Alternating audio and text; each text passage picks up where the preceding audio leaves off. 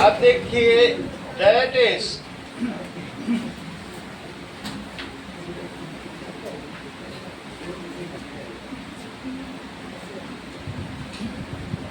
हम लोगों ने कल देख लिया था मेरिट्स ऑफ डेमोक्रेसी देख ली थी. Now let us see that is demerits of democracy. जो रजिस्टर है आप लोगों का 10th वाले वो अंदर रख लें, ऊपर नहीं होना चाहिए. आपका जो रजिस्टर जिसमें नोट किया है ना या कॉपी वो अंदर ही होनी चाहिए. डेमोक्रेसी की डीमेरिट्स.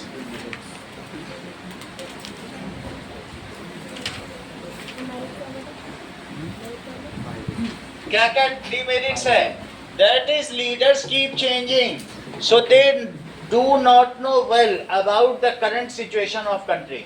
अगर 5-5 साल या 2-2 साल में लोग बदलते जाएंगे तो उनको क्या पता होगा. और जहाँ 25-25 साल से राजा हैं उनको देश की हर चीज पता है. So leaders keep changing so they do not know well about the present condition of country. क्या पता रख पाएंगे?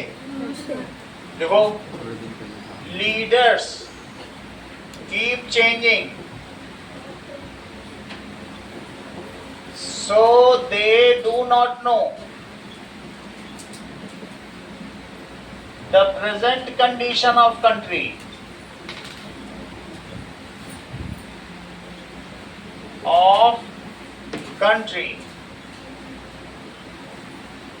Second, democracy is all about political competition and power play. Democracy is all about political competition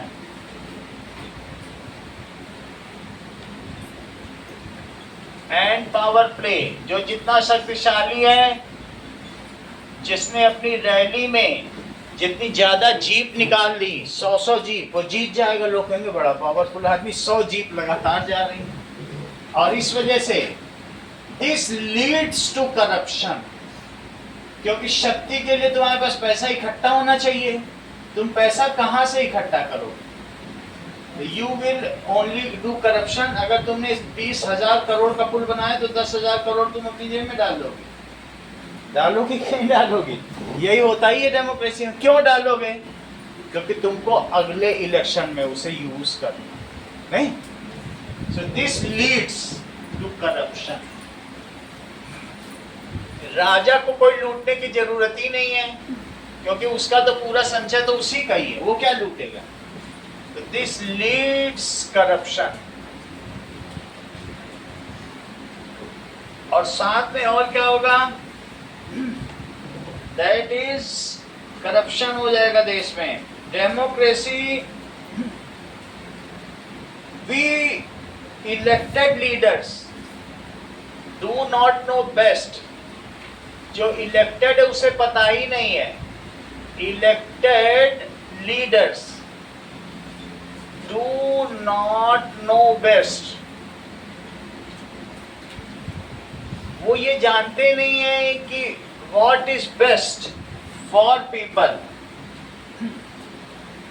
ठीक है, best interest of people. अगर राहुल गांधी आएंगे तो वो मोहम्मडन्स के लिए करेंगे, मोदी आएंगे तो हिंदू के लिए करेंगे. सब अपने अपने वोट बैंक के लिए ही कर रहे हैं.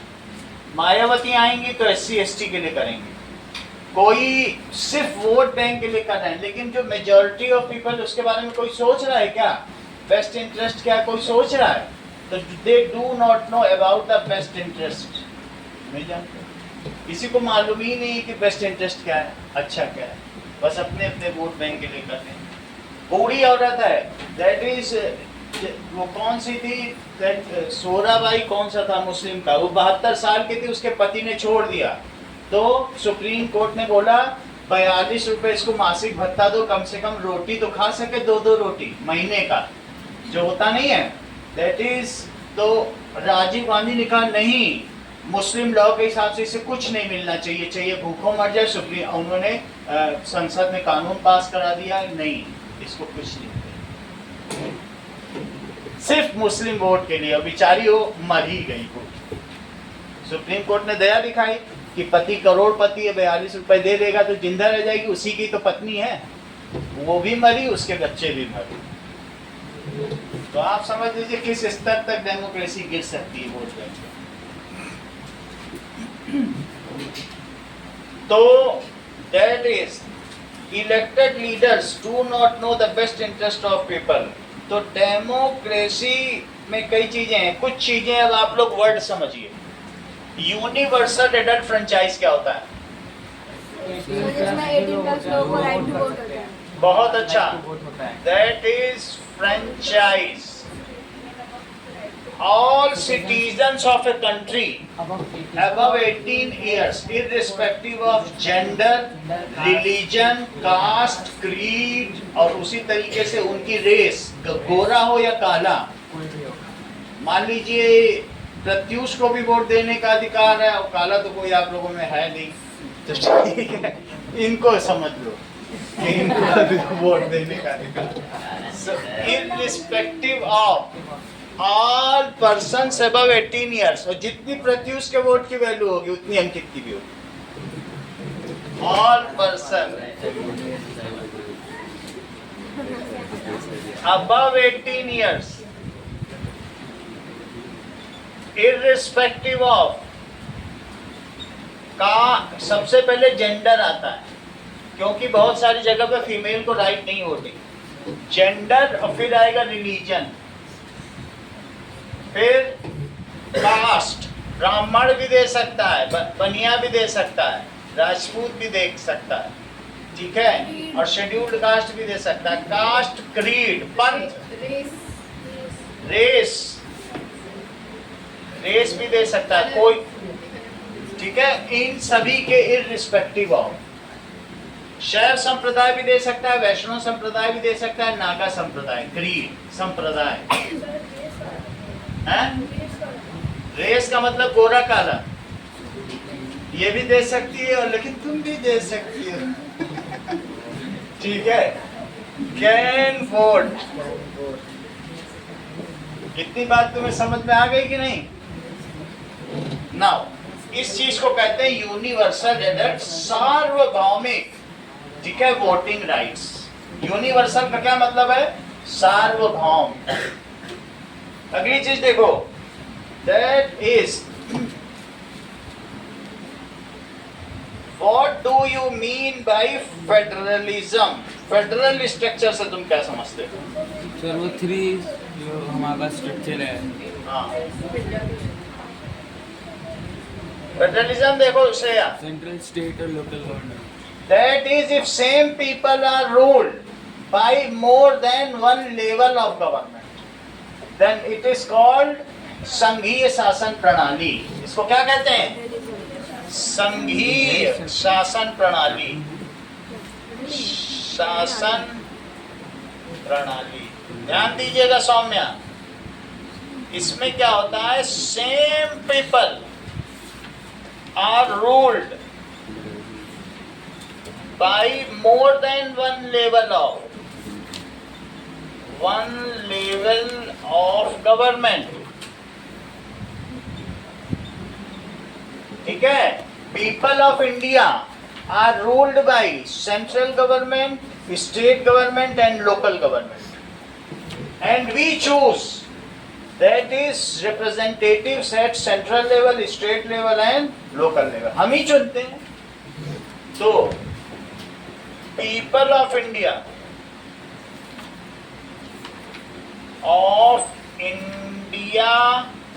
are ruled by central government, state government and local government।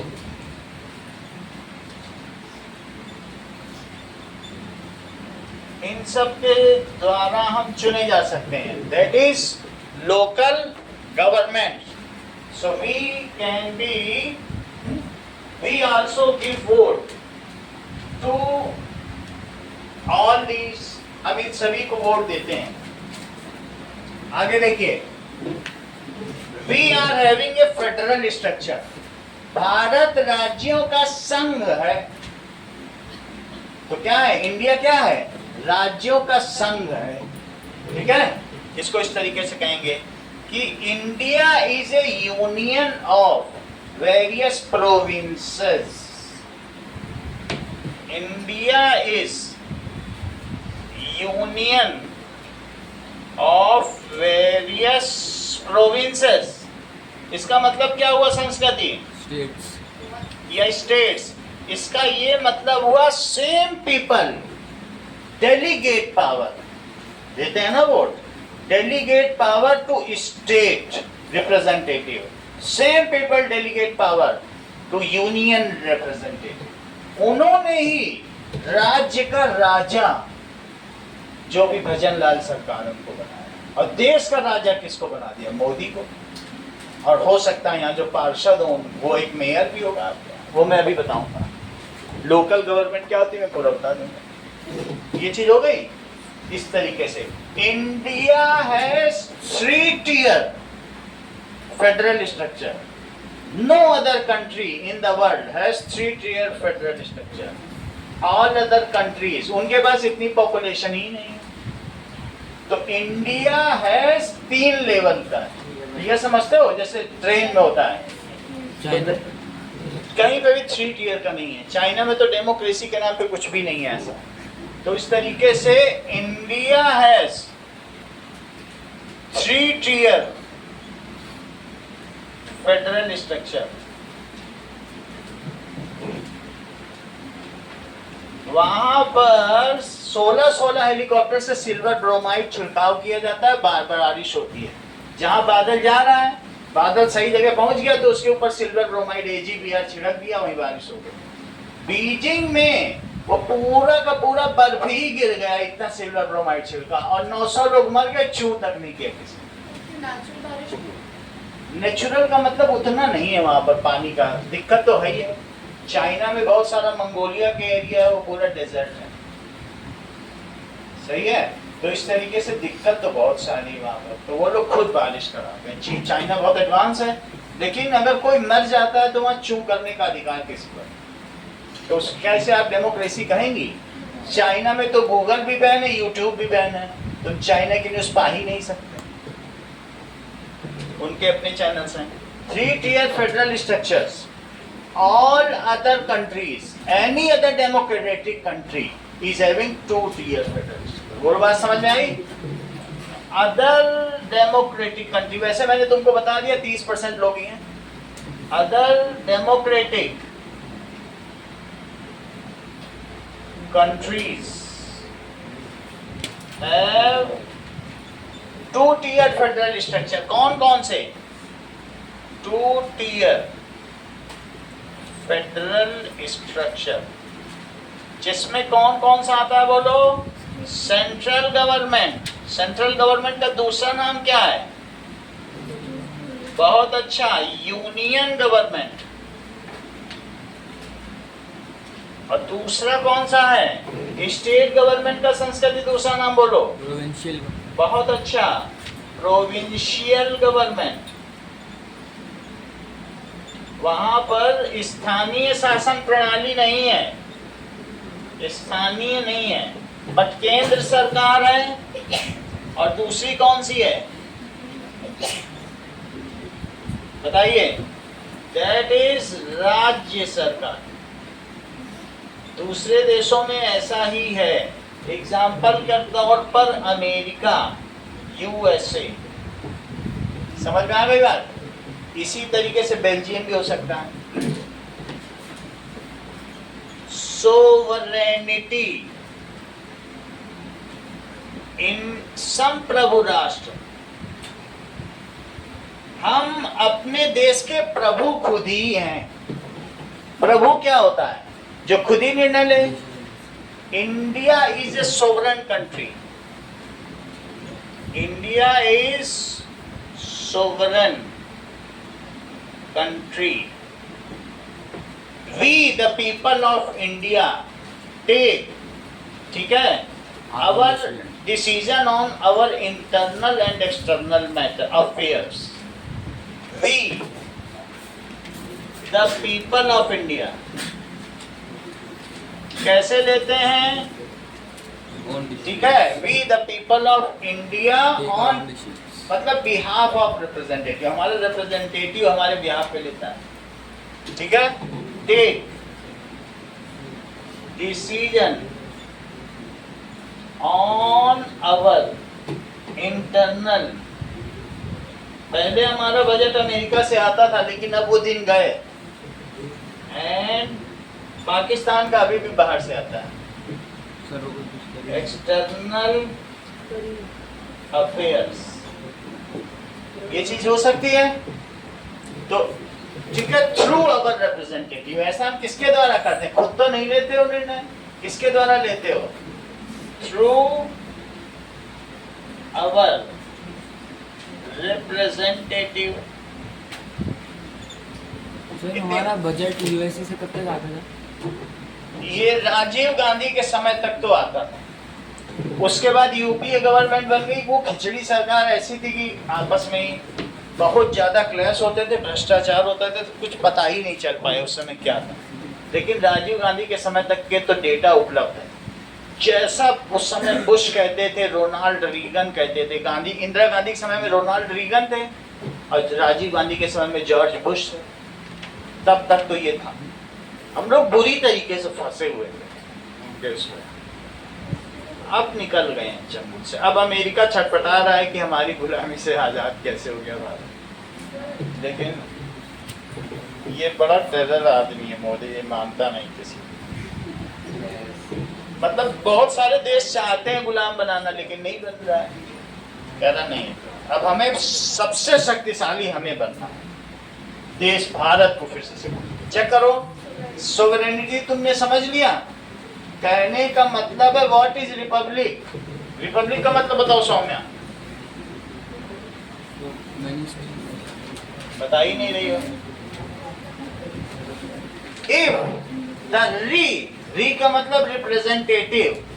If the representative of a country are elected by public, then republic. सही है? इफ द रिप्रेजेंटेटिव, तो क्या आपके रिप्रेजेंटेटिव प्रतिनिधि आपके द्वारा चुने जाते हैं कि नहीं चुने जाते? ठीक है, इफ किसकी? सोवरेनिटी की। SOVEREIGN कुछ है और आर के बाद ई आएगा। REI। अब ठीक है ना? GN तो ठीक ही है। नहीं आएगा, एक मिनट देखने दो। EIGN sovereign country. EI नहीं आएगा क्या? ये नहीं आएगा। ठीक है, ये आई भी नहीं आएगा। सही है? If the representative of a country are elected by public, तो क्या आप लोग रिपब्लिक डे इसीलिए मनाते हो क्योंकि आपके जो रिप्रेजेंटेटिव है, प्रतिनिधि, और भी कोई मांगे तो यहाँ रखो।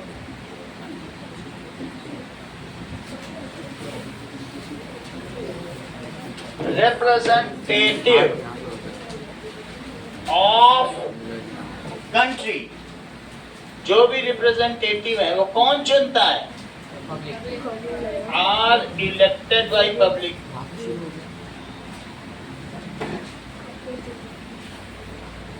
ठीक है सर, उन लोगों ने वापस अपना अंदर वो प्रोटेस्ट शुरू कर दिया ना। 1 तारीख से बोला था, आज ही से शुरू किया होगा। हाँ सर, चलिए। हाँ, elected by public, then it is called republic. हमारी जो डेमोक्रेटिक व्यवस्था बहुत लचर है। वो जो गलत सलत काम कर रहे हैं, रक्षा कर रहे हैं, उन्हीं को मार रहे हैं पत्थर। सर इस बार तो मार भी रहे हैं। तो इस बार तो पूरी अच्छी तरीके से मार रहे हैं पुलिस वालों को।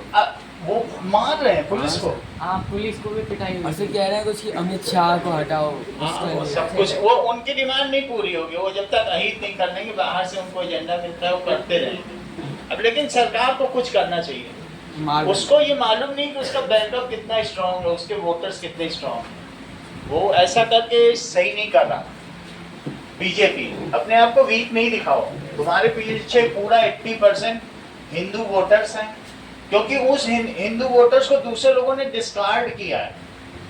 कांग्रेस ने कुछ दिन पहले बोला Congress is Muslim, Muslim is Congress. तो तुम 80% वोटर्स को ही ध्यान नहीं दोगे तो फिर क्या होगा? ऐसा कोई देश नहीं है जो मेजॉरिटी को रिजेक्ट करके चलता। तो लेकिन ये चीज बीजेपी नहीं समझेगी तो क्या होगा? मार खाते रहो, पुलिस वालों को ही मारोगे भी तुम्हारा ही काम नहीं करेंगे, वो जाने देंगे रास्ता, हमें मत मारो, जाओ संसद मारो अंदर से। अगर तुम मारोगे पुलिस वालों को तो क्या वो मार खाएंगे? कहेंगे जाओ संसद बैठे मारो, सब मारे जाएंगे। प्रोटेस्ट तो नहीं रुकेगा, ये फंडेड है। जब तक बाहर से फंडिंग होगी, उनको खाने में तुम्हें मालूम है 200-200 रुपए की प्लेट मिल रही है पर डे। तो कौन दे रहा है? दुबई से भी खाना आ रहा है, हाँ जहाजों भर के। दुबई से खाना आ रहा है। इतना अमीर कोई है वहां पे? अजय दीपके के पिताजी 65,000 रुपए कमाते थे, कैसे उन्होंने अपने बेटे को अमेरिका भेज दिया? 65,000 रुपीज वाला अमेरिका भेज सकते हैं अपने बेटे को? तो सब बाहर से प्रायोजित है कि एक रिप्रेजेंटेटिव खड़ा होना है। और उसी तरीके से वहां वो रहमान थे, उनको दे दिया था वो कौन सा पुरस्कार, बुकर पुरस्कार कौन सा दिया था, जो सबसे बड़ा पुरस्कार होता है अमेरिका ने, और फिर उनको बांग्लादेश में बैठा दिया रहमान। तो वे वो उनके सब अपनी कठपुतली पर बैठाना चाहते। अगला देखिए, सोशलिज्म। चीजें बहुत कुछ चल रही हैं, सब एक दूसरे को अपनी कठपुतली बनाना चाहते हैं, एक देश दूसरे को। दिक्कत तो बहुत सारी है ना। तो और जो बनाना चाहता है वो इतना ताकतवर है कि आप सीधे लड़ ही नहीं सकते, सीधे नहीं लड़ सकते अमेरिका से। आपको हाँ भाई, हेलो भाई, वी आर फ्रेंड करना ही पड़ेगा, ये जानते हुए भी कि वो हमें ऐसा। जब हमें मार देगा वो वहाँ तक पहुँच भी नहीं पाएंगे। इसीलिए वो तो कईयों को मरवा चुका है, तो उसके लिए मोदी को मरवाना खेद है। आपको दोस्ती दिखानी पड़ेगी, जब तक कि आप उतने लेवल तक ताकतवर नहीं हो जाते। सोशलिज्म क्या है? That means the property will be distributed equally. हम अमीरों पे ज्यादा टैक्स लगाएंगे और उस टैक्स का पैसा गरीबों के वेलफेयर के लिए इस्तेमाल करेंगे, जब तक कि गरीब अमीर नहीं हो जाए। ठीक है? That is property is generated by a country is distributed equally. इसको कहते हैं समाजवाद। अगर तुम्हारे घर में भी कैलविनेटर का फ्रिज है तो इनके यहाँ भी कैलविनेटर का ही होना चाहिए। ओनिडा का रख लेंगी तो इनके यहाँ बमबारी हो जाएगी। एक ही चीज हो, तुम 2 रोटी खाते हो, ये भी 2 ही। समझ में आ गई बात? That is property of country is, ठीक है, डिस्ट्रीब्यूटेड इक्वली। ये 75 में इंदिरा गांधी ने जोड़ा था, किसमें? हमारे संविधान में, वी आर सोशलिस्ट। जरूरत नहीं थी सोशलिज्म जोड़ने की, लेकिन उन्होंने कहा नहीं, हम अमीरों का पैसा लेके गरीबों में देंगे। तो इस और बिना संविधान 2/3 बहुमत के ऐसे ही जोड़ दिया। ऐसे जोड़ा नहीं जा सकता, लेकिन जोड़ दिया।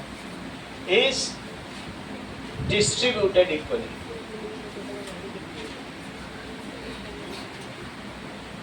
अगला देखो, यहां तक तुमको मैंने सारी बातें बता दी हैं। अब कुछ और चीजें देखो। That is what does it mean by executive? Implement करता हो। Yes, लाइक जो that is democratic government.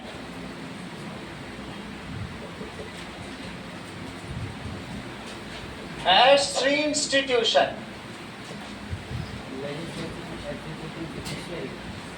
Legislature. तो ये बस इंडिया में ही है ना? लेजिस्लेचर और दूसरा क्या है? Executive Judiciary. और जुडिशरी। सर ये भी बस इंडिया में ही है। इसके 3 इंस्टीट्यूशंस हैं। और ये लेजिस्लेचर में कौन आएगा? अलग अलग लेवल के हैं। एमपी बैठेगा, all MPs, all MPs. MPs में Lok Sabha member and Rajya Sabha member आएंगे। कौन कौन आएगा? मेंबर ऑफ पार्लियामेंट जानते हो, जो पार्लियामेंट में बैठता है। अब पार्लियामेंट में तो ये बाई कैमरल है। बाई कैमरल का क्या मतलब होता है? द्विसदनीय। हमारे यहाँ 2 सदन है। ये कौन से हैं? बाई कैमरल, द्विसदनीय। एक निम्न सदन है और एक उच्च सदन है। एक अपर हाउस है और एक लोअर हाउस है। तो दोनों को मिलके क्या कहा जाएगा? जब दोनों में, लोअर हाउस तो लोकसभा से जानते ही हो, if 2/3 members of them pass a bill, then they can do amendment. Amendment अगर तुम्हें करना है किसी भी संविधान में तो 2/3 majority चाहिए, और जबकि सरकार बनाने के लिए तो हाफ ही चाहिए। हाफ है तो बन जाएगी सरकार। लेकिन अगर तुम्हें संविधान में बदलाव करना है तो 2/3 कहाँ से लाओ? बोलो, बात समझ में आएगी नहीं? तो वी आर बाई कैमरल। सभी एमपी कहाँ बैठते हैं? In Delhi. That is members of parliament of Lok Sabha. और दूसरी कौन सी हुई? एंड राज्यसभा। ये सब हो गए। अच्छा, ये तो तुम्हें मालूम है दिल्ली में बैठते हैं, सिट इन दिल्ली। अच्छा, एमएलए एंड एमएलसी ये कौन हुए? Members of Legislative Assembly and members of Legislative Council. ये न्यू दिल्ली की है, न्यू दिल्ली। और इसी तरीके से राज्यों की भी है। राज्यों की कौन कौन सी बताओ? राज्यों में है लेजिस्लेटिव असेंबली और लेजिस्लेटिव काउंसिल, विधान सभा और विधान परिषद। सभा होती है लेमैन की, अनाड़ियों की, और परिषद होती है लॉरेट की, खिलाड़ियों की। तो स्टेट में क्या होगा? ज्यादा पढ़े लिखे लोग जो होते हैं वो कहाँ बैठते हैं? परिषद में। हमेशा यहाँ भी राज्यसभा में भी एक बात ये। और इस भवन को क्या कहेंगे? जो जयपुर में तुम जाओगे तो ये राजधानी में होता है, विधान भवन। विधान भवन में 2 सभाएं, एक विधान सभा, एक विधान परिषद, हर जगह। तो क्या क्या होगा? इसको कहोगे विधान सभा को कहोगे लेजिस्लेटिव असेंबली,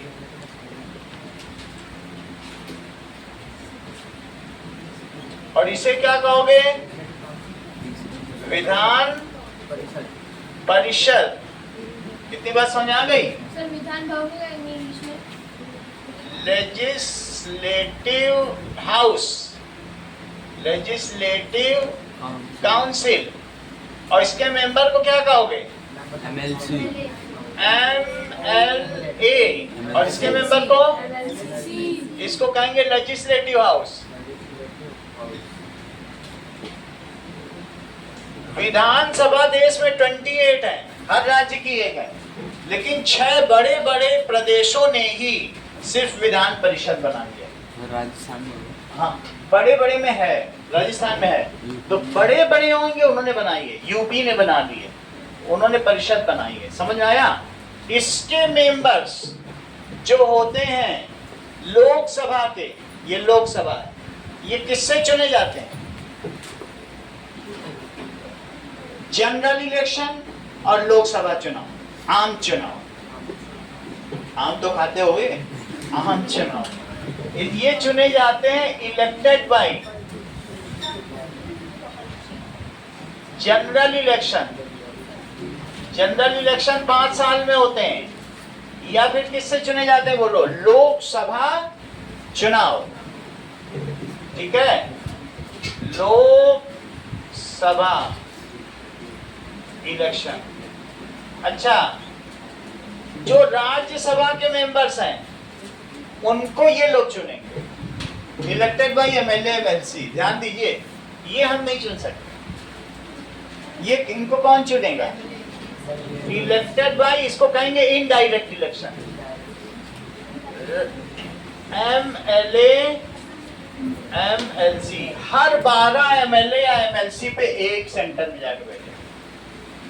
अगर 12 बीजेपी के हैं, कहेंगे हम 12 हो गए, जीत क्या है, हमारा ही बैठा। सर 12 प्रेसिडेंट भी सिलेक्ट करते हैं? हैं, 12 प्रेसिडेंट भी 12 प्रेसिडेंट भी करेंगे। ये तुम्हें समझ में आ गया? तो ये इनडायरेक्ट इलेक्शन है, और ये हम लोग चुनेंगे 5-5 साल में। तो एवरी 5 इयर्स, इंटरवल क्या है इसका बोलो? 5 इयर्स। अगर 20,000 करोड़ का पुल बनाना है, फाइनेंशियल बिल, तो बोलो यहाँ रखा जाएगा राज्यसभा में कि लोकसभा में? लोग all financial bills, all financial bills are kept in, कहाँ पे रखे जाएंगे? लोकसभा में रखे जाएंगे। तो वहां पूछा जाएगा कि मैं 20,000 का पुल बनाना चाहता हूं, जो सहमत है वो हाँ करें, जो असहमत है वो ना करें। तो कोई बोलेगा कि ना करेगा? नहीं तो लोग कहेंगे अच्छा जोधपुर में पुल बन रहा था, कांग्रेस ने मना कर दिया, और जबकि उस 20,000 करोड़ में 10,000 करोड़ जेब में जाने वाला है। लेकिन फिर भी कोई मना नहीं करेगा, क्योंकि जो मना करेगा कहेंगे पुल बन रहा था तब तो ना कर दिए थे, अब आयो वोट मांगे। ये तो कोई भी फाइनेंशियल बिल रोकता नहीं है, क्योंकि सबको खाना है। इतनी बात तुम्हें समझ में आ गई? एमएलए ये भी 5 साल में चुना जाएगा, और इसे इस इलेक्शन को क्या कहते हैं? विधानसभा चुनाव या असेंबली इलेक्शन या स्टेट इलेक्शन। असेंबली वर्ड आ गया, तो इसे क्या कहेंगे? इलेक्टेड बाय स्टेट या असेंबली इलेक्शन।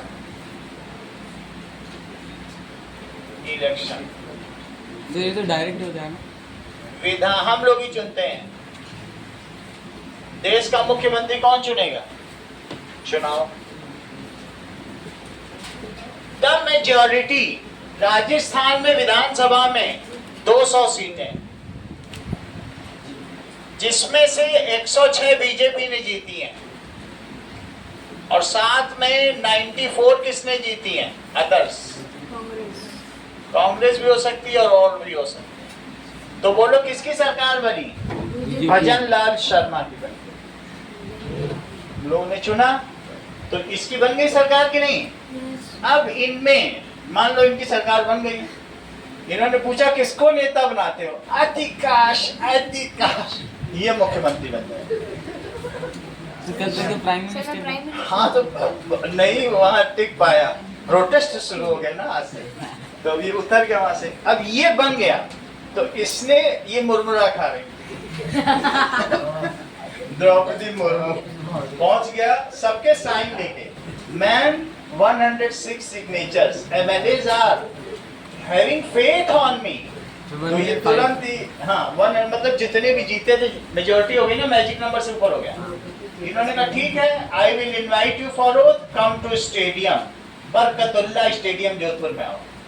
तो ये है बरकतुल्ला, तो वहाँ खूब सजाया गया गाजे बाजे, और वहाँ पर इस तरीके से सब कुछ हो, दाल बाटी बनी, जो लोग आए उनके लिए खूब खाने पीने के लिए। इनको वो दे दी। मैं भजन लाल शर्मा, ठीक है, संविधान की शपथ लेकर कहता हूँ कि मैं सत्य निष्ठा के साथ देश की सेवा करूंगा, और अपने से जो जूनियर्स हैं उनको, कनिष्क को मैं उनकी देखभाल करूंगा और वरिष्ठों की आज्ञा मानूंगा, और जो गुप्त विषय होंगे उसको मैं सार्वजनिक नहीं करूंगा। बधाई हो, आप बन गए। तो बन गए, फिर ये 4 लोगों को चुनेंगे। तुम फाइनेंस मिनिस्टर, तुम ये मिनिस्टर, तुम कपड़ा मंत्री, तुम लोहा मंत्री, तुम कलम मंत्री। जो कुछ नहीं होगा तो कलम मंत्री भी बना देंगे। जाओ तुम भी कुछ कुछ भी नहीं, कलम में फोर्जरी करेगा, घपला तो कहीं भी किया जा सकता है। कोयला मंत्री कोयले के खनन में घोटाला करेगा। अगर 4 खाने उसे वितरित करनी हो, 10 खाने वितरित कर देगा, बाकी उसकी जेब में जाएगा। अब ये बन गए भजन लाल शर्मा। तुम समझ गए? तो इस तरीके से the majority of Vidhan Sabha, majority, that is the party which is in majority, वो क्या करेगी? Elects it's leader and the leader becomes CM. वो राज्य का राजा है, वो राज्य बेच भी सकता है, बेच तो नहीं सकता, कुछ भी कर सकता है। सही है? तो हमारे राज्य के राजा कौन है? अतिकाश। नाउ अब जरा देखो, that is the leader of majority party becomes CM, और यहाँ पे the leader of majority party becomes PM. Lok Sabha का जो मेजॉरिटी है वो कौन बनेगा? पीएम। लीडर ऑफ,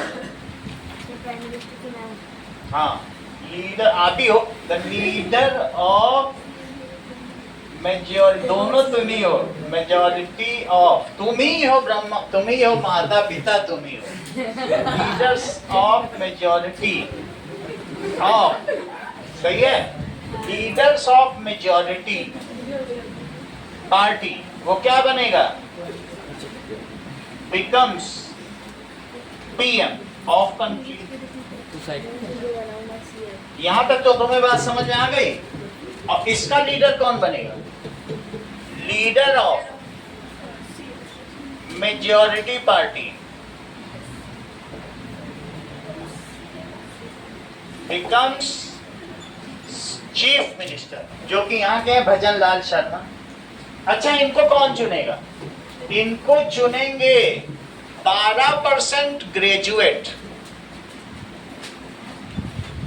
12% टीचर, ऐसे सेलेक्ट किए जाएंगे, 12% लॉयर्स और भी जो ऊंचे ऊंचे पोस्ट में। हम लोग नहीं चुनते हैं, जो ग्रेजुएट्स हैं स्कूल में पढ़ रहे हैं उनसे चुनवाएगा। ऐसे ही हम लोग को पता भी नहीं चल पाता, तो उनसे वोटिंग डलवा ली जाती है, वो सब चुन के। इसीलिए जगह जगह विधान परिषद है ही नहीं, क्योंकि सब चुनते नहीं। सही है? इतनी बात तो तुम्हें समझ में आ गई। मेरा कहने का मतलब है कि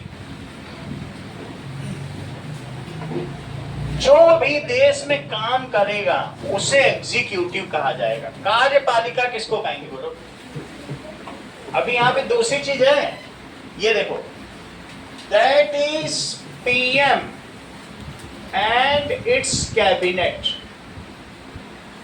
कैबिनेट जानते हो क्या? एक होता है पीएम एंड इट्स मिनिस्ट्री, और एक कोर कैबिनेट होता है, वित्त मंत्रालय, बहुत गृह मंत्रालय, ये इतने सेंसिटिव मैटर हैं।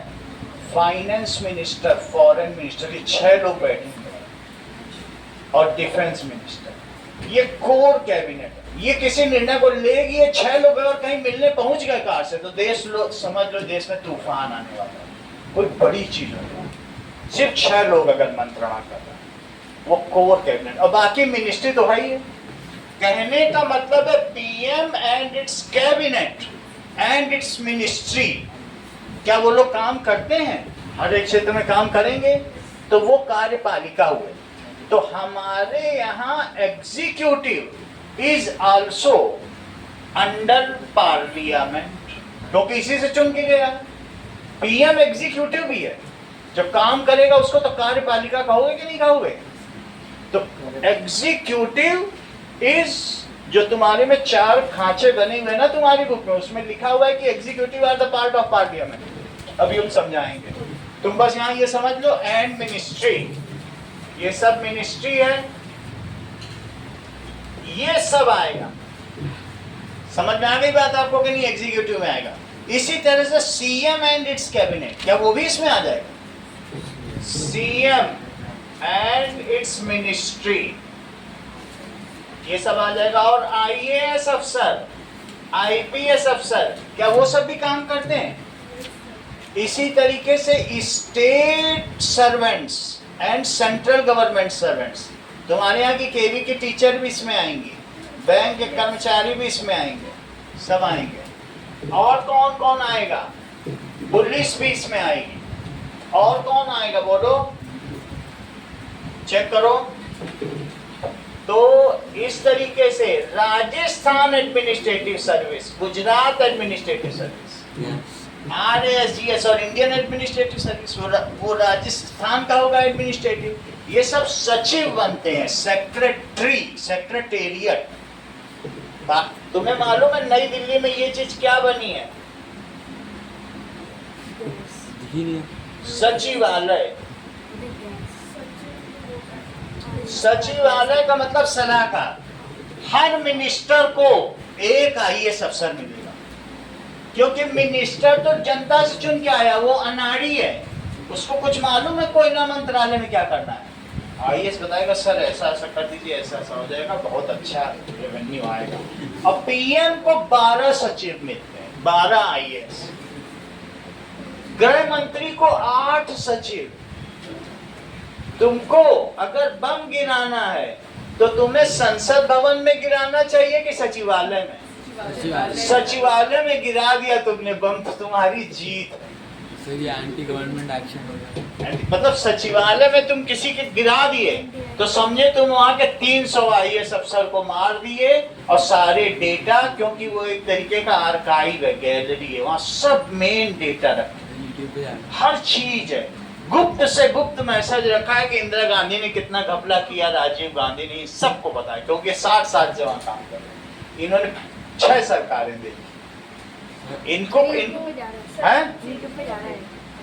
मैं बता रहा हूँ कि अगर ये जैसे पीठ सहला दो किसी IAS की, आप बताओ तो इंदिरा गांधी ने क्या किया, बताओ ये इनकी सोने वाले क्या क्या, सब बता दें। इनको चाय में बुला लो, घर अधिकाश बुलाएगा, वो सब बता दें।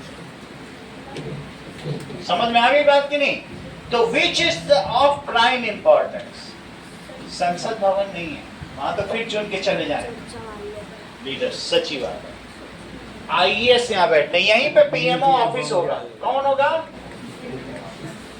जहां पर तुम PM को कुछ करेस्पॉन्डेंस करोगे, कोई देश करेगा, वो PM का ऑफिस है। PMO का मतलब ये PM ऑफिस। तो सचिवालय यहाँ कौन बैठते हैं? IAS पे। कार्यपालिका तुम्हें समझ में आ गई क्या होती है? All central government and state government servants, वो भी इसमें आएंगे। और कौन कौन आएगा? All central and state government servant. ये देखो ज्यूडिशरी में कौन सा होगा? Supreme court. सुप्रीम कोर्ट एक दिल्ली में है, सर्वोच्च न्यायालय। हाई कोर्ट कितने हैं हमारे देश में? 24। जो छोटे छोटे राज्य हैं, मणिपुर, नागालैंड, उनका कंबाइन है। गोवा, मुंबई का कंबाइन है। क्योंकि इतने 2.5 लाख रुपए वो लेते हैं सैलरी, तो इतना कहाँ दे पाएंगे, तो छोटे छोटे राज्यों का एक ही बना दिया गया। ये सेकंड बेस्ट सिटी ऑफ किसी स्टेट में होता है। जोधपुर में है, जयपुर में रखोगे तो भीड़ बढ़ जाएगी। हाँ सब देख सकते हैं। और कौन से होते हैं बताओ? यस, लोकल कोर्ट्स या सेशन कोर्ट्स, वो हर एक जिले में होंगे, डिस्ट्रिक्ट। तीसरा कौन सा होगा? लोकल कोर्ट, और या फिर क्या हो सकता है? Session court. इसको कहते हैं जिला न्यायालय, या फिर क्या कहेंगे? सत्र न्यायालय। इसे क्या कहेंगे? हमारे यहाँ जो कोर्ट है वो 2 तरीके के हैं। एक फाइनेंशियल मैटर पर डील करते हैं, क्रिमिनल मैटर पर। फाइनेंशियल का मतलब दीवानी, और उसको कहेंगे फौजदारी। ये अकबर ने बनाया था, वो हम लोग अभी फॉलो करते हैं। अगर हमें हमारे भाई के साथ संपत्ति का विवाद है, तो क्या हमें उस कोर्ट में जाना पड़ेगा जहाँ किसी ने किसी को चाकू मार दिए? नहीं, उसके बगल में खड़े होंगे, कहो हमें भी ना मार दे।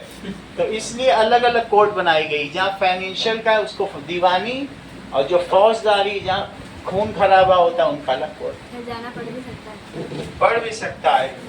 तो अब ये जरा देखो, इतनी बात हो गई। तो अब हम देखेंगे जो हमारा फेडरल स्ट्रक्चर है वो किस तरीके का है। तुमको एग्जीक्यूटिव में तो कोई डाउट नहीं है ना? ये सब एग्जीक्यूटिव है जो काम करते हैं।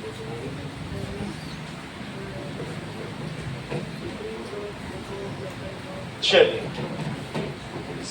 ध्यान दीजिए, जो फेडरल स्ट्रक्चर है,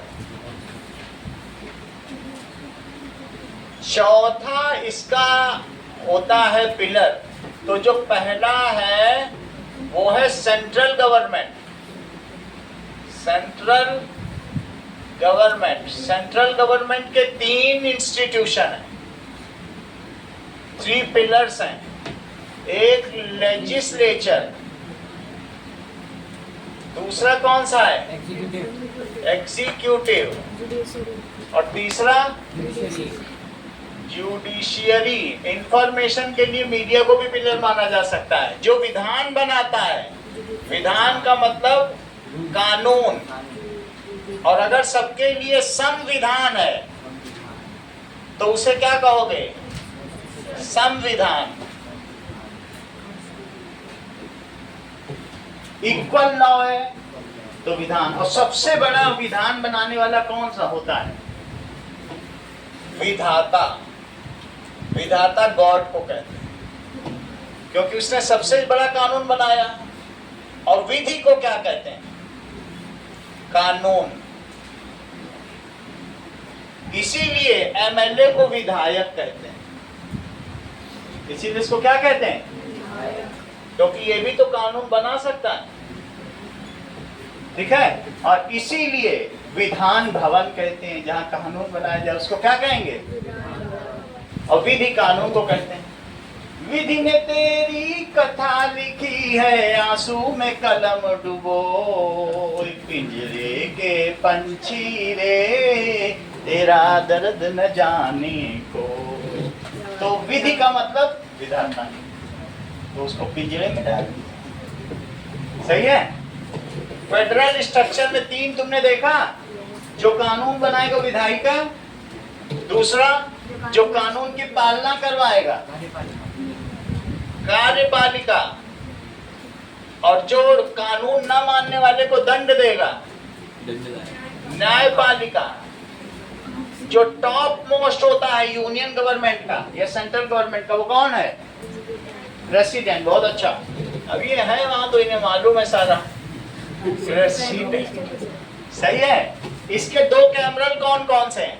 विधानसभा, Lok Sabha. That is lower house, upper house. सभा क्यों बोल रहे हो? गलती से हो गया। दिल्ली में सभा दिलवाओगे। और अपर हाउस। एग्जीक्यूटिव में क्या है? IAS, PCS, secretariat, PM and its ministry. PM with ministry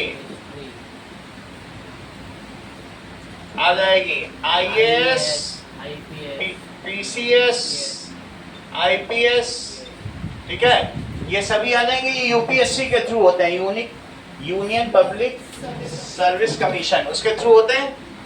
अब ये देखो, जुडिशरी में सुप्रीम कोर्ट है। सर पीसीएस क्या होगा? हाँ? पीसीएस का मतलब वो है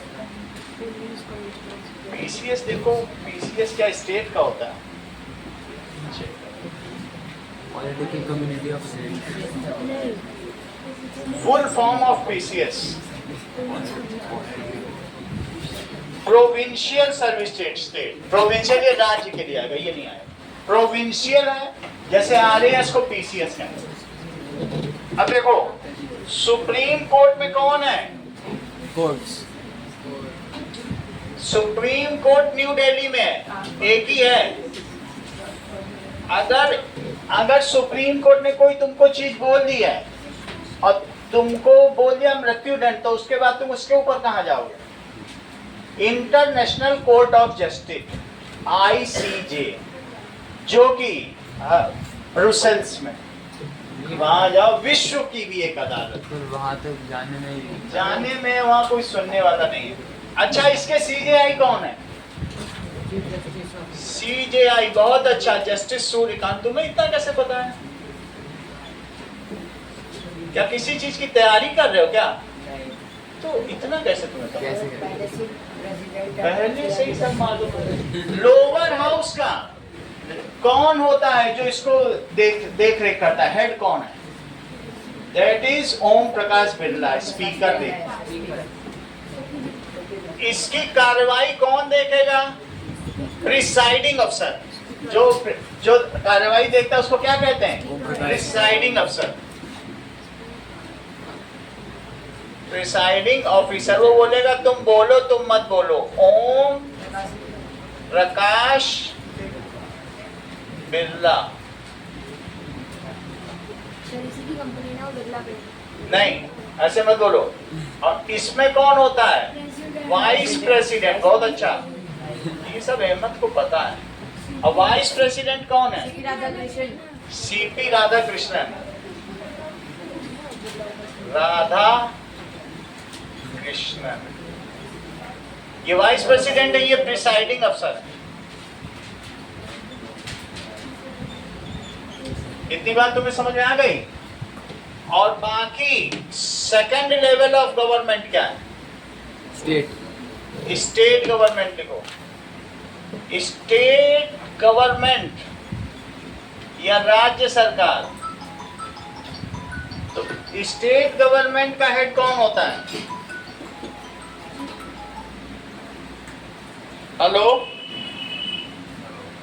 हाँ जी नमस्कार, जिज्ञासा से बात करिए, बात करो। Good morning. स्टेट गवर्नमेंट का हेड कौन है? मैं हूँ। गवर्नर, राज्यपाल। तुम नहीं हो सकते, तुमको तो उसने मिनिस्ट्री ऑफ डिफेंस बनाई है। ये समझ में आया? अरे उसके पास पावर है, पावर का होता है सब कुछ खेल। अधिकांश के पास इस समय कितनी पावर है? अब ये देखो, पावर ऑफ प्रेस। 3 लोग हैं इसमें। लेजिस्लेचर, इसमें भी वही चीज तो होगी हर लेवल पे। एग्जीक्यूटिव, और तीसरा क्या है? सही है। लेजिस्लेचर क्या है बताइए?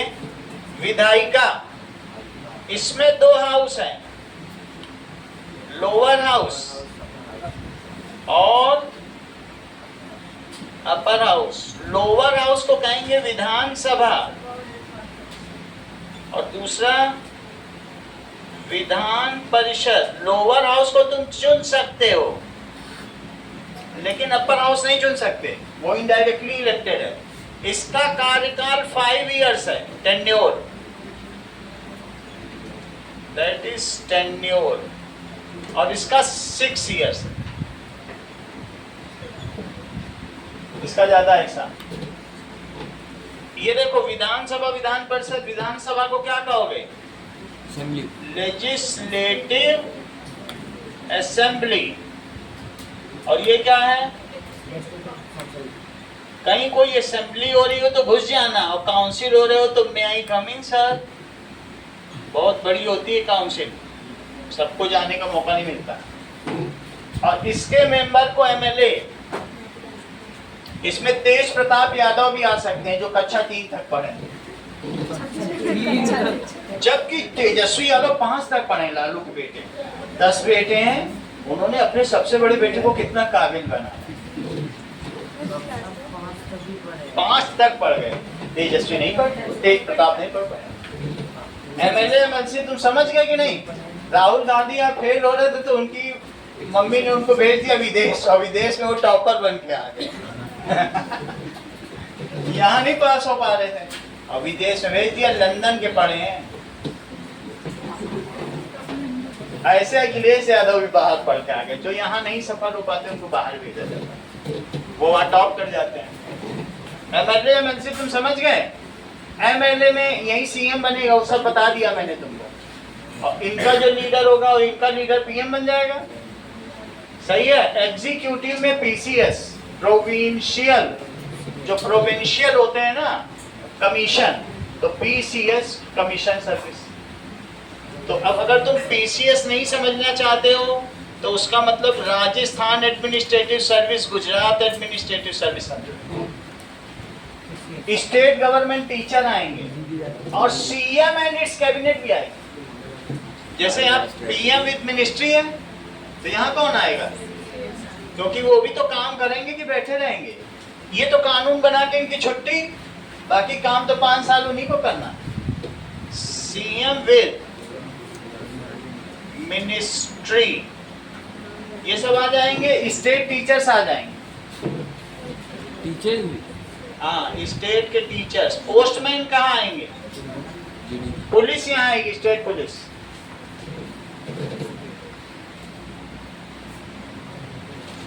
और ये बताओ, ये बैंक का कर्मचारी, पोस्ट ऑफिस, केवी टीचर,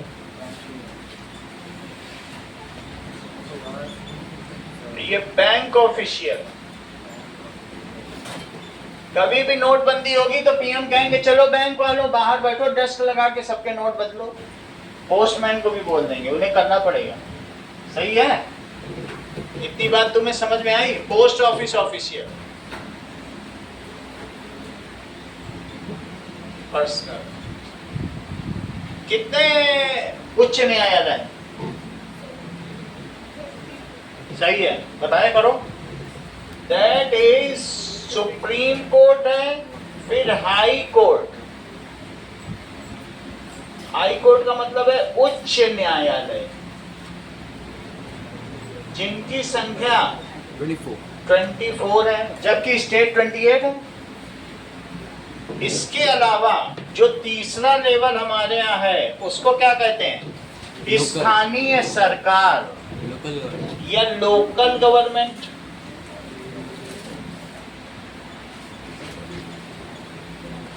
लोकल गवर्नमेंट कानून नहीं बना सकती। एग्जीक्यूटिव और जुडिशरी है बस। एग्जीक्यूटिव और जुडिशरी। अगर तुम गांव में रहते हो, सर वो अपने गांव के अंदर अंदर कोई रूल नहीं बना सकते, लॉ? नहीं, तुम बना लोगे कि जोधपुर में लाल हेलमेट चलेगा, पाली में काला हेलमेट। बेचारा पाली में घुस गया, उसको 2000 रुपए फाइन देना पड़ेगा। फिर कहेंगे जयपुर में भूरा हेलमेट, वो हेलमेट ही बदलता रह रहा है। तुम लोग तो फंसा दोगे इंसानों को, है ना? विलेज लेवल पे कानून बनाओगे तो आदमी तो फंस जाएगा। एक गांव से दूसरे में पैर रखा 2000, तीसरे में 3000। कानून का इनको पावर नहीं है, ना ज्ञान है। विलेज है और अगर सिटी है या डिस्ट्रिक्ट, विलेज में सरपंच होगा, 2000 लोग सरपंच चुने। विलेज में कौन होगा बताओ? सरपंच। अब देखो, कहने का मतलब है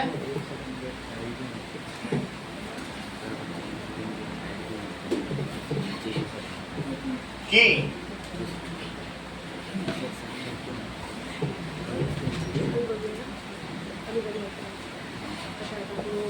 चलो, विलेज में क्या होगा? अब ये लोकल गवर्नमेंट है।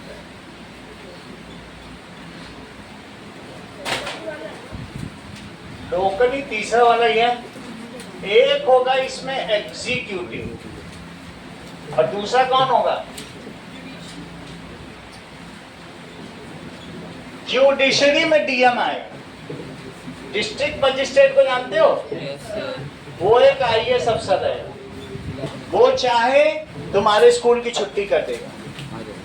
अब राजीव शर्मा कौन है इधर का मुझे मालूम नहीं, राजीव रंजन है, किसी को तुम्हारे यहाँ जब आता है ना नोटिस कि कल छुट्टी रहेगी जोधपुर में, वो वही भेजता है। गवर्नर का मतलब है राज्य का सबसे बड़ा मुखिया। उसका काम है जब चाहे विधानसभा को डिसॉल्व कर दे, भंग कर दे, कहेगा फिर से चुनाव होगा, तुम लोग अच्छा नहीं कर रहे। ये प्रेसिडेंट क्या कर सकता है? कहेगा ये लोअर हाउस भंग किया जा सकता है, अपर हाउस नहीं भंग किया जा सकता। गवर्नर प्रेसिडेंट ये बनाते हैं मुरमुरा खा के। ये कहेंगे जाओ तुम बंगाल के गवर्नर, कुछ भी हो, अगर मान लो एक आईएएस से रिटायर्ड हो गई, कहेंगे जाओ तुमको यूपी का गवर्नर बनाया आनंदीबेन पटेल, जाओ यूपी में। तो है राजस्थान का गवर्नर देख के भी पता, लेकिन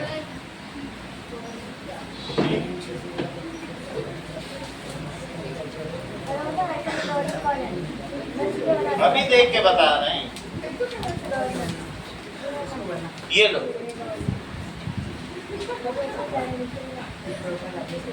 चलो, गवर्नर का नाम देख के बता रहे हैं। चलो, और तुम हो यहाँ के सीएम, बता नहीं रहे हो। That is governor of Rajasthan. अच्छा, दैट इज हीरा भाऊ कृष्णा राव बड़के। हीरा भाऊ कृष्णा राव बड़के। नाम है तो हम ये देखिए, एग्जीक्यूटिव और जुडिशरी। अगर विलेज है, देख लीजिए, और विलेज में 2000 लोग हैं तो सरपंच होगा। कौन होगा? सरपंच होगा। और सरपंच इलेक्टेड बाय 2000। ध्यान दीजिए, ये जो एमपी होगा, यहाँ पे कौन होगा? MP elected by 25 lakh. पूरा जोधपुर चुन के भेजेगा तो वो एक एमपी बनेगा। पीपी चौधरी का अगर देखा है यहाँ पर, पाली के एमपी हैं, ये केवी1 के बगल में, वो सांसद हैं, उनके बाद एक पुलिसमैन बैठा रहता है केवी के बगल में, पीपी चौधरी के। तो वो बहुत साल से सांसद, पगड़ी लगाते हैं, वो बैठे रहते हैं, पीएम के जस्ट पीछे बैठे रहते हैं, बहुत वफादार। 25 लाख चुनेंगे पूरे जोधपुर। 25 तो यहाँ की जनसंख्या नहीं है, यहाँ की 9-10 लाख हो, तो एक यहाँ जोधपुर का है, वो जाके संसद में बैठेगा दिल्ली में। सर, जोधपुर के लिए एक रेल, जोधपुर के लिए एक विमान, जोधपुर की बात करें। ये क्या होगा? That is aircraft. 3 लाख लोगों के द्वारा जोधपुर के और टुकड़े कर दिए, 8 टुकड़े। तो ये इलेक्टेड बाय कितने के द्वारा होगा? 3 लाख। 3 लाख तुम समझ गए? यानी जोधपुर में और भी फिर छोटी छोटी कंस्टिट्यूएंसीज बना दी गई, जैसे सरदारपुरा, रतनाडा, झालामंड, ऐसे बना दी गई जोधपुर के अंदर। तरह के एरिया है ना बड़े बड़े। इसके बाद 10 गलियां ली गई, उसमें बनेगा तो सिटी होगी। तो सिटी में पार्षद बनता है। कौन बनता है? पार्षद। पार्षद को वार्ड मेंबर भी कहते हैं। क्या कहेंगे? Ward member. सिटी 3 तरीके की होती है सिटी में। एक नगर पालिका, एक नगर परिषद और एक नगर निगम। ध्यान दीजिए, योहाना ध्यान नहीं दे रहे हैं। कौन कौन से 3 बताए और कितनी कितनी जनसंख्या बताई? नगर पालिका, नगर निगम और वो बता नहीं रहा तुमको, वो सब पढ़ा तो रहा है, तब भी तुम 0 नहीं ला रहे हो। वो हर चीज तुम्हें बता रहा है। नगर पालिका, ध्यान दो, कैसा पावर जिसके हाथ में है उसे 3 तक ही पढ़ा होना चाहिए। ज्यादा पढ़ गए तो तुम कुछ नहीं बन सकते। अधिकांश बहुत चालाक है। हाँ। कितनी चाहिए सीट? आप चाहिए क्या? ये आपको दोनों ये रख लो। ये पानी लीक करिए। पानी कहाँ से लीक करेगा? ये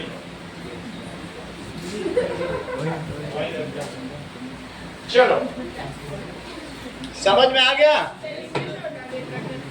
नगर पालिका अभी बता रहे हैं, नगर परिषद और नगर निगम।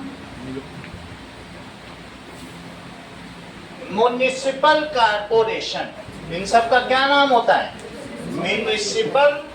हिंदी में अलग अलग नाम है। म्युनिसिपल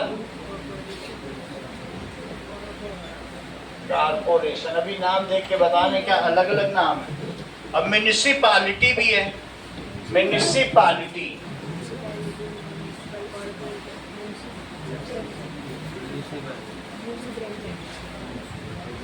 और नगर निगम को क्या कहते हैं? सब उसे ठीक ठीक बताओ, नहीं तो फिर प्रेमचंद लिखेगा नहीं तो दिक्कत हो जाएगी। कह मुंशी प्रेमचंद सही बताने को, कम पढ़ेगा तभी ये नेता बन पाएगा।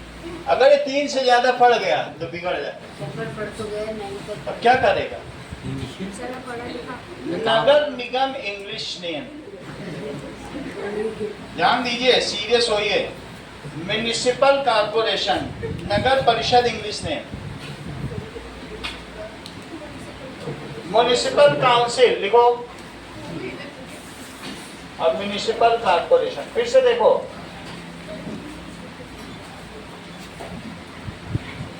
इसमें 3000 लोग होंगे, elected by 3000 people, elect ward member,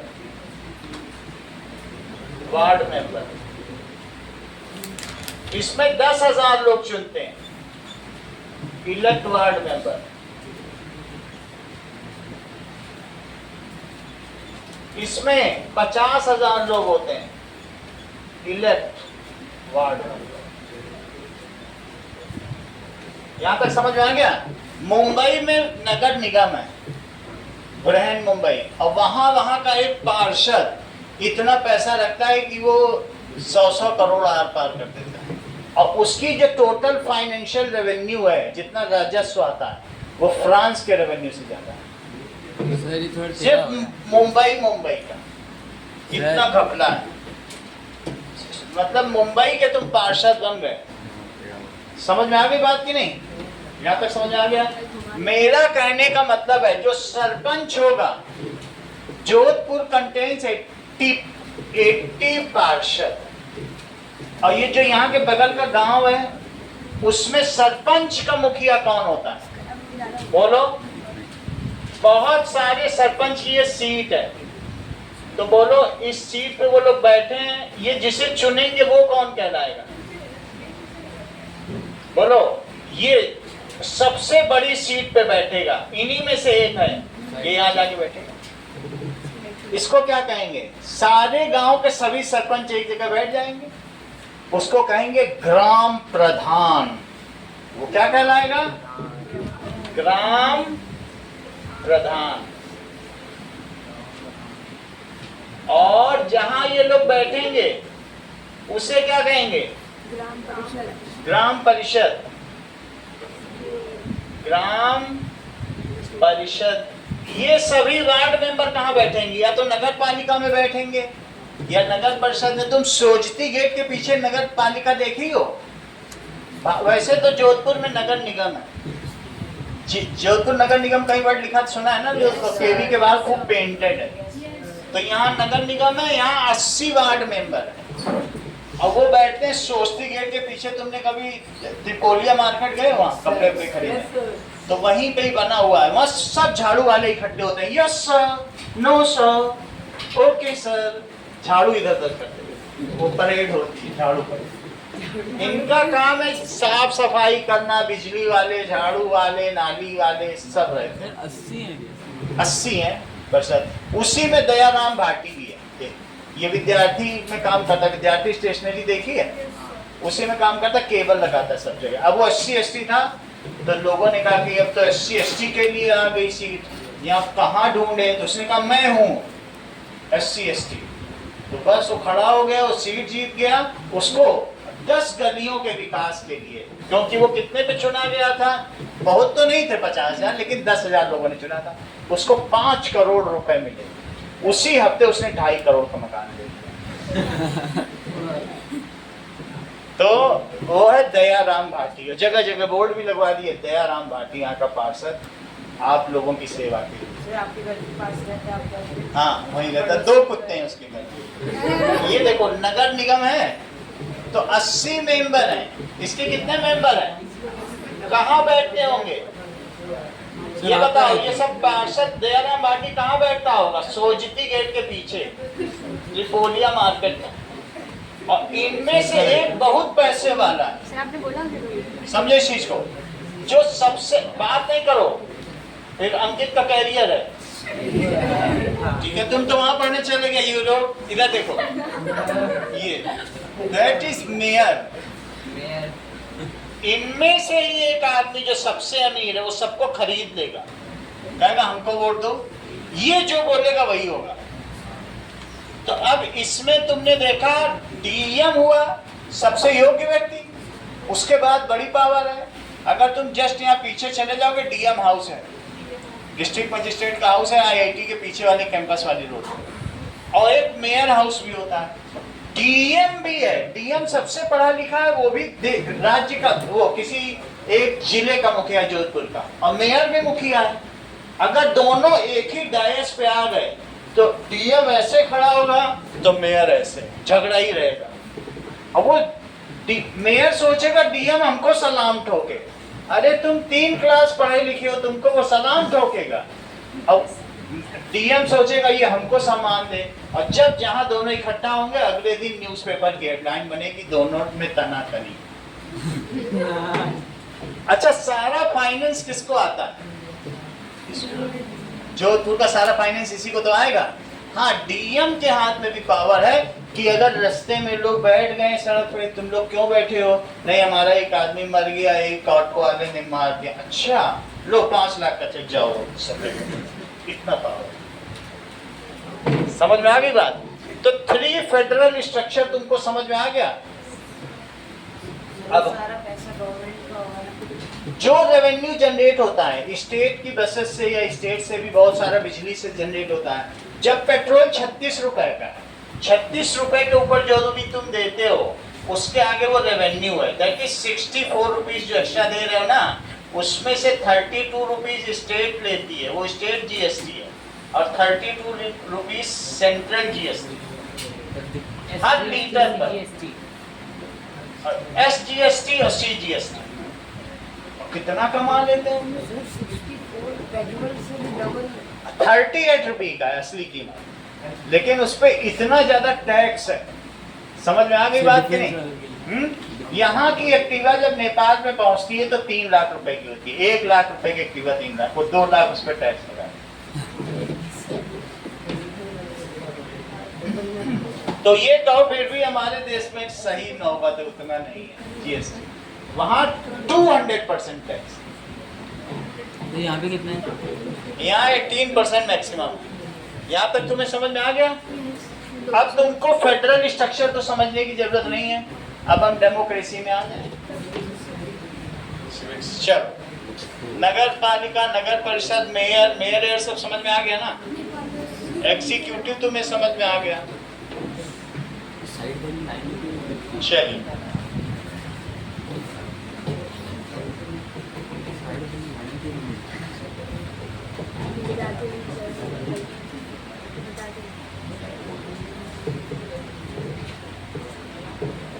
सब नोट कर रहे हो? क्यों ऐसे बात हो रही है? नोट नहीं हो पा रहा है क्या? तुम्हारा दिखाओ, कहाँ किया? समझ ही नहीं आ रहा है क्या किया ये सब नहीं लिखा। स्टेट गवर्नमेंट का हेड क्या है? तो पूछो उससे जिसने लिखा है, बोलो क्यों नहीं लिखता है?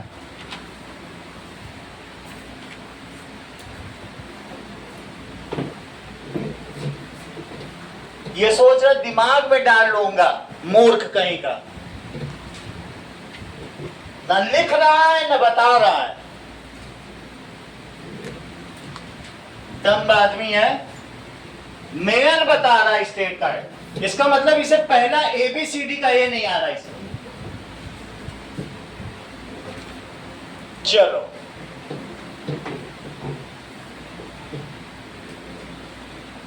यहां तक की बात हो गई है। अब हम बात करते हैं बुक की।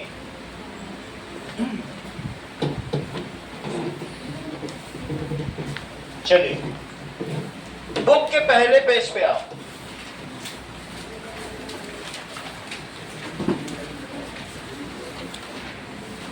या लिखो और नहीं तो आओ तो बताओ।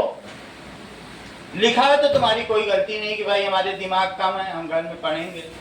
और दिमाग तेज है इसकी तरीके, तो बताओ।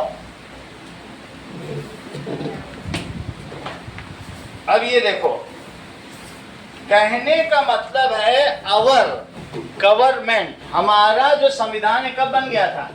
26 जनवरी 1949।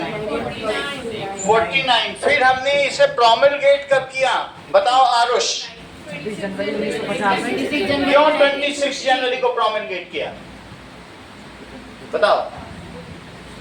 क्योंकि उस समय जो लोकमान्य तिलक थे उन्होंने बोला था स्वराज्य हमारा जन्म सिद्ध अधिकार है। कब बोला था, दैट इज 1930 में। तो उस ये 26 जनवरी इतना पायस दिन था, इतना पवित्र दिन था, उन्होंने कहा इसे किसी पवित्र दिन देश को सौंपे। तो सौंपने के लिए फिर क्या किया गया बताइए, एक पवित्र दिन चुना गया और दैट वाज 26 जनवरी ही था, ठीक है। और सबसे कह दिया 26 जनवरी को बन गया, पढ़ लो सब लोग, ये ना बोलना हमें कानून मालूम नहीं है। 3 महीने का समय दिया और संविधान इतनी पूरी कपबोर्ड भर लो, इतना संविधान था। सबसे कहा पढ़ो बैठ के 3 महीने, पढ़ पाएगा कोई। तो कितना आर्टिकल है? आर्टिकल्स तो मैं देख के बताऊंगा अभी कितने आर्टिकल्स हैं।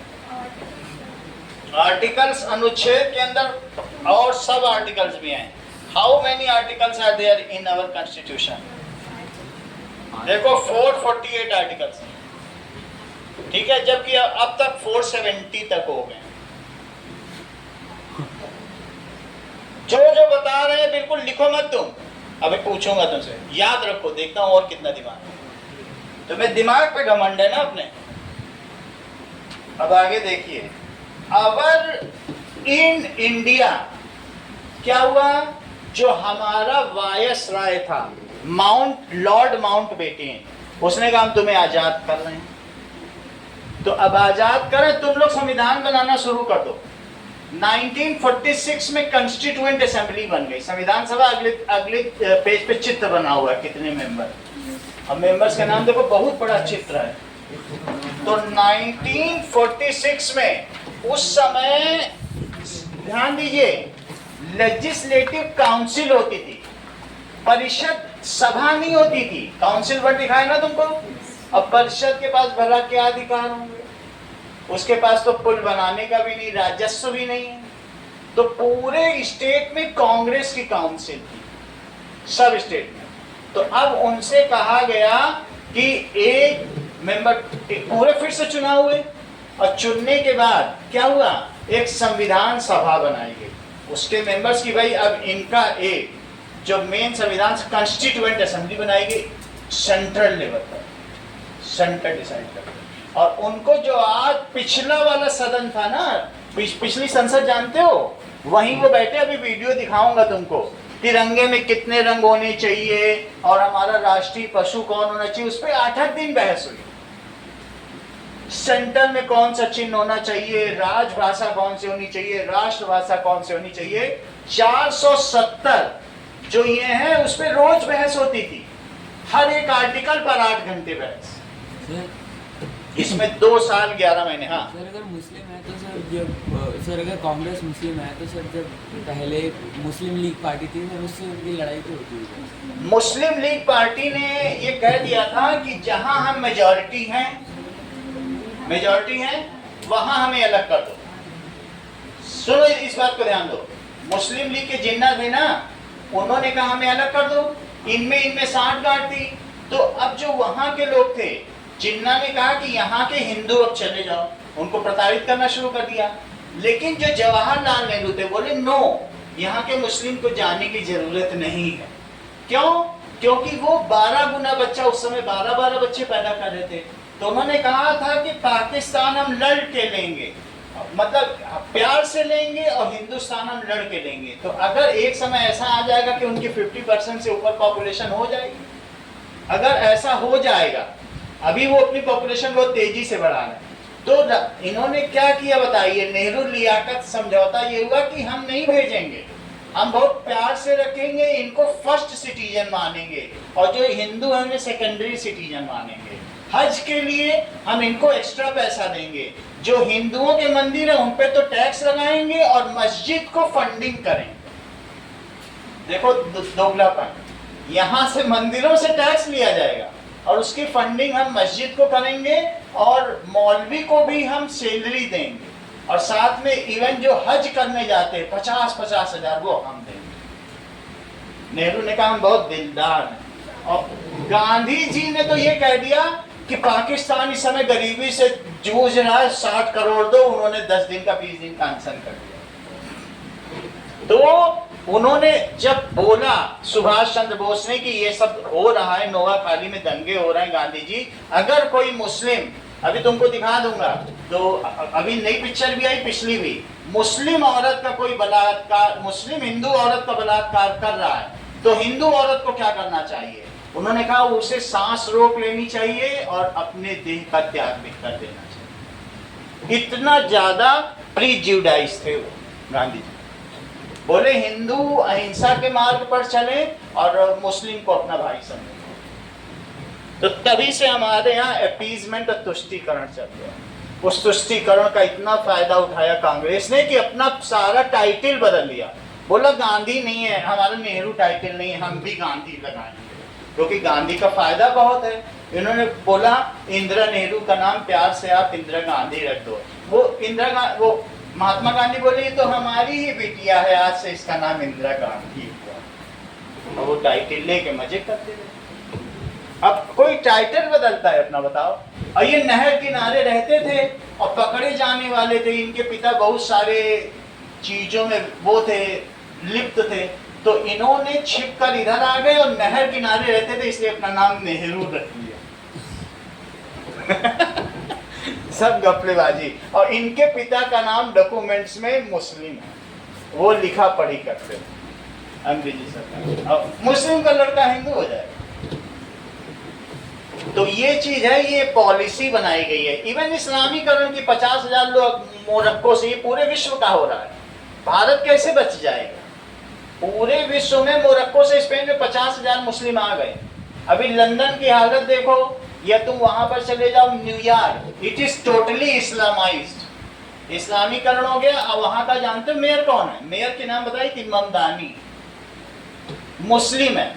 वो कहता है कि ट्रंप हमारे आएंगे तो मार देंगे। एक मेयर की इतनी हिम्मत हो गई, कह रहा आने तो दो ट्रंप को हमारे खिलाफ। वो कह रहा है कि अब बेंजामिन नेतान्याहू इजराइल के आएंगे प्रेसिडेंट, उनको मरवा देंगे। मरवा नहीं पाया। लेकिन लंदन जो इतना साफ शहर था, वहां पूरा मुस्लिम पहुंच गए। और मुस्लिम को उन्होंने एम्ब्रेस कैसे किया?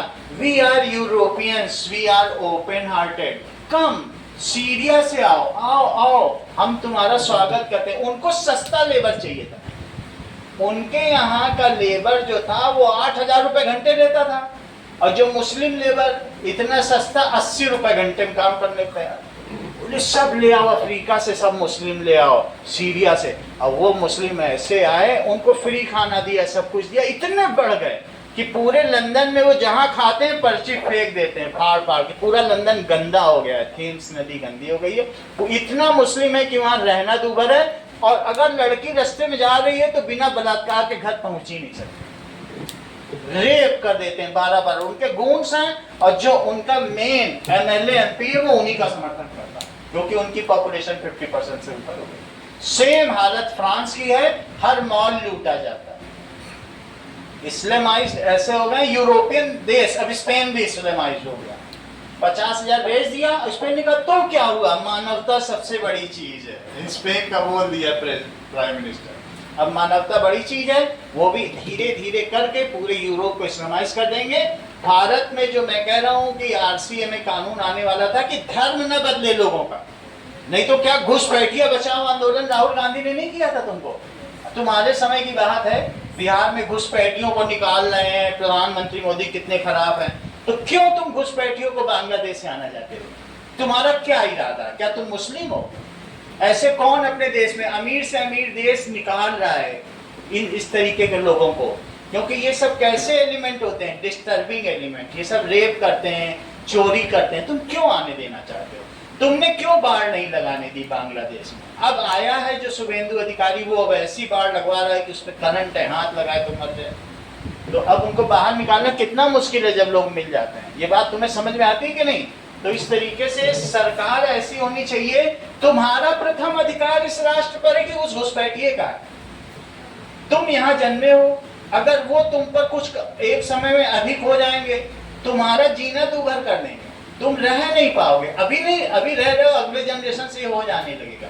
अगर सही सरकार नहीं चुनी गई तो हम अपने भोलेपन में मारे जाएंगे। भोलेपन में हमने अपने ऊपर मुगल साम्राज्य स्थापित किया, दिल्ली साम्राज्य स्थापित किया, वरना दुनिया हंसती है। कहते हैं 38 करोड़ की पॉपुलेशन थी और 2000 लोगों ने राज किया। ब्रिटिश हम पे हंसते हैं, बोले हमने तो 38 करोड़ की पॉपुलेशन पर राज किया और इतने चापलूस थे कि हमारे सिर्फ 2000 ऑफिसर वहां रहते थे और राज करते थे, लूटते थे।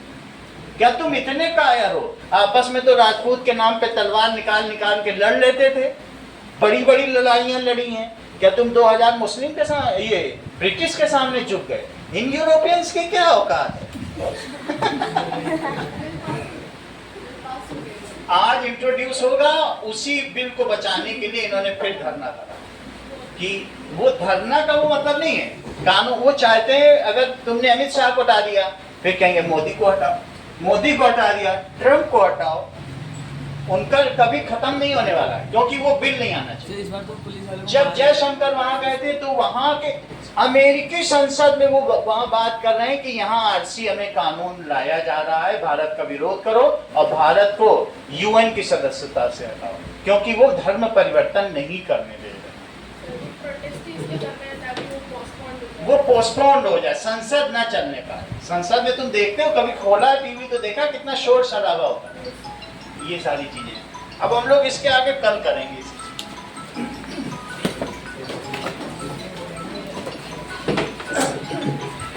सौम्य बात करो। सर मुस्लिम को बैन नहीं कर सकते, हैं? मुस्लिम को बैन नहीं कर सकते। ये विदेशी पार्टियां इतना हल्ला कर देंगी, कुछ नहीं कर सकती।